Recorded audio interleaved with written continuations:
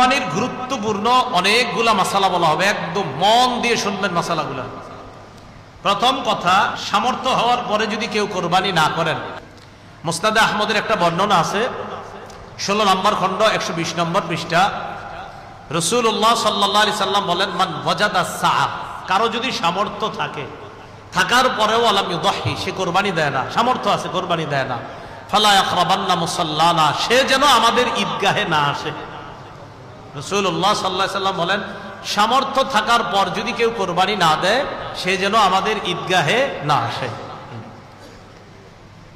এখন কোরবানি কার উপর ওয়াজিব, খুব মন দিয়ে শুনবো আমরা। প্রাপ্তবয়স্ক সুস্থ মস্তিষ্ক সম্পন্ন ব্যক্তি, প্রাপ্তবয়স্ক সুস্থ মস্তিষ্ক সম্পন্ন ব্যক্তি, সে যদি নেসাব পরিমাণ মালের মালিক হয়, তার উপর কোরবানি দেওয়া ওয়াজিব।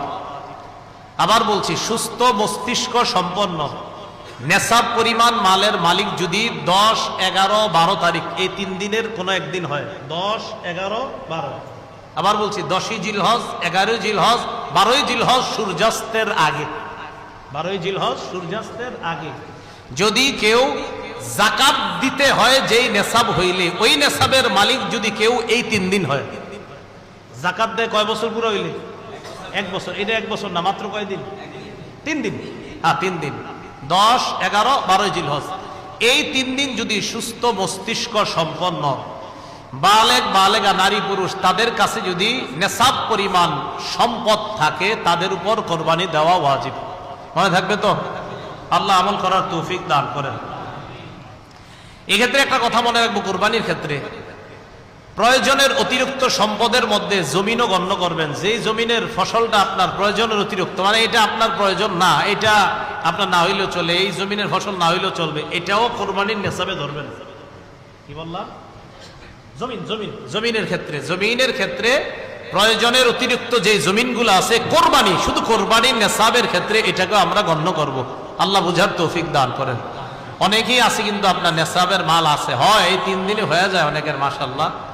তো যাই হোক, আপনারা তো জানেন কাদের হবে কাদের হবে না, এই জন্য চেষ্টা করা, অন্তত একটা খাসি বকরি দিয়ে দিলেই তো হয়।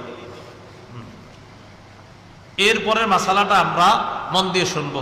নেসাব স্বর্ণের ক্ষেত্রে 52.5 তোলা স্বর্ণ, স্বর্ণের ক্ষেত্রে 7.5 ভরি স্বর্ণ, রূপার ক্ষেত্রে 52.5 তোলা রূপা, 7.5 ভরি স্বর্ণ অথবা 52.5 ভরি রূপা, 7.5 ভরি স্বর্ণ, আর রূপার ক্ষেত্রে 52.5 ভরি বা তোলা, যেটা বলেন, ভরি বললেও হবে, রূপা। এখন কথা হলো, কারো কাছে কিছু স্বর্ণ আছে, কিছু রূপা আছে। কি আছে বলেন তো? কিছু স্বর্ণ, কিছু রূপা, কিছু টাকা পয়সা আছে। এই সবগুলা মিলাইলে যদি 52.5 তোলা রূপার সমপরিমাণ হয়, কারো কাছে কিছু টাকা আছে, কিছু স্বর্ণ আছে, কিছু রূপা আছে, সবগুলা মিলাইলে তার কাছে 52.5 তোলা রূপার সমপরিমাণ অর্থ আছে, তার উপরও কোরবানি ওয়াজিব। বুঝছেন?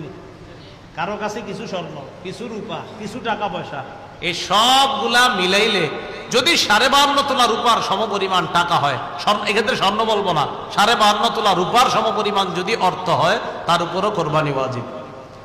আল্লাহ আমল করার তৌফিক দান করেন। মাসালা, কোরবানির নেসাবের ক্ষেত্রে যাকাতের মতো কি পূর্ণ 1 বছর থাকতে হবে? না, পূর্ণ 1 বছর থাকতে হবে না। কোরবানির নেসাব শুধুমাত্র আপনার 10, 11, 12 এই 3 দিন জিলহজের। আর জিলহজের 12 তারিখ কি পর্যন্ত জানি? হ্যাঁ, সূর্যাস্ত পর্যন্ত, এই 3 দিন। এবার আসেন নাবালেগের কোরবানি। নাবালেগের পক্ষ থেকে কোরবানি দেওয়া যাবে কিনা?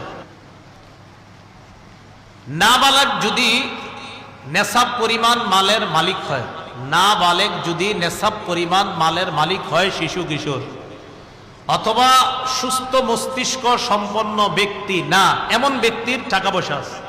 একটা ব্যক্তির মাথা ঠিক নেই, 3 তলা 4 তলা বাড়ি আছে, কথার কথা, এর নামে আছে, হয়তো অন্যরা তাকে দেখাশোনা করে, তাহলে শিশু কিশোর তাদের টাকা আছে কোরবানি দেওয়ার মতো, নেসাব পরিমাণ মালের মালিক তারা। আরেকজন যার সুস্থ মস্তিষ্ক নাই কিন্তু টাকা আছে, নেসাব পরিমাণের মাল, এই সম্পদ আছে যেটা দিয়ে কোরবানি দেওয়া যায়, তাদের উপর কোরবানি ওয়াজিব না। বলেন, তাদের উপর কোরবানি? তাহলে বলেন তো, কোনো শিশুর নেসাব পরিমাণ মাল আছে, কোরবানি ওয়াজিব না। কোন অসুস্থ, যার মস্তিষ্কটা সুস্থ না, তারও নেশাব পরিমাণ মাল আছে, কোরবানি ওয়াজিব। কারণ থেকে বের হয়েছে বর্তমান হিসাব অনুযায়ী প্রায় 78 কিলোমিটারের কাছাকাছি। 78 কিলোমিটার, কিলো, যেটা আপনাদের রাস্তাঘাটে এখন লাগায় রাখে কিলো, তাহলে 48 মাইল, বলেন 48 মাইল, আর কিলো হইলে প্রায় 78 কিলোর কাছাকাছি। যদিও 72 কিলো অনেকে বলে, কিন্তু আসল সম্ভবত আপনার সঠিক মাসালাটা হবে 78 কিলোর কাছাকাছি হওয়া। এরপর ওলামায়ে কেরাম আছেন, তাহকিক করার তো অবশ্যই সুযোগও থাকে। তো যাই হোক 48 মাইল তো মনে থাকবে, 48 মাইল, এটা ঠিক আছে। তো কেউ 48 মাইল দূরত্বে যাওয়ার নিয়ত করে গন্তব্য থেকে বের হয়েছে, আর কিলো অনুযায়ী বললাম কত, প্রায় 78 কিলোমিটার, এই পরিমাণ যাওয়ার নিয়তে বের হয়েছে, তার উপর কোরবানি ওয়াজিব না, তার উপর কোরবানি ওয়াজিব না, না তার উপর কোরবানি ওয়াজিব না। এরকম মুসাফিরের উপর কোরবানি ওয়াজিব না। নাবালেগের পক্ষ থেকে যদি বাপ কোরবানি দিয়ে দেয়, কোন বাবা টাকা আছে, সে তার নাবালেগ সন্তানের পক্ষ থেকে যদি কোরবানি দেয়, হয়ে যাবে, সওয়াব হবে, আদায় হবে। কোন বাবা তার নাবালেগ সন্তানের পক্ষ থেকে কোরবানি দিলে কোরবানি হয়ে যাবে। বলেন এটা মুস্তাহাব, বলেন হুকুমটা কি? এই আমলটা যে করবে বাবা শিশুর পক্ষ থেকে, এটার নাম ওয়াজিব হবে না মুস্তাহাব? হ্যাঁ, মুস্তাহাব। কোন নাবালেগের পক্ষ থেকে তার বাবা যদি কোরবানি দিয়ে দেয়, বলেন তো আপনারা এটার হুকুমটা কি হবে? মুস্তাহাব। মাশাআল্লাহ। দরিদ্র ব্যক্তির কোরবানির হুকুম, এটা একটু মন দিয়ে শোনেন। দরিদ্র ব্যক্তির কোরবানির হুকুমটা খুব মন দিয়ে শোনেন।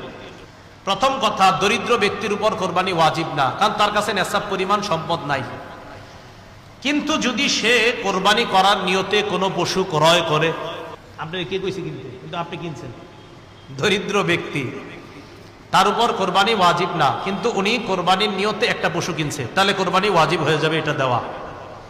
দরিদ্র ব্যক্তি যার উপর কোরবানি ওয়াজিব না, তিনি যদি কোরবানির নিয়তে পশু ক্রয় করে, তার জন্য এই কোরবানি পশুটা কোরবানি করা ওয়াজিব হয়ে যায়। মনে থাকবে নি?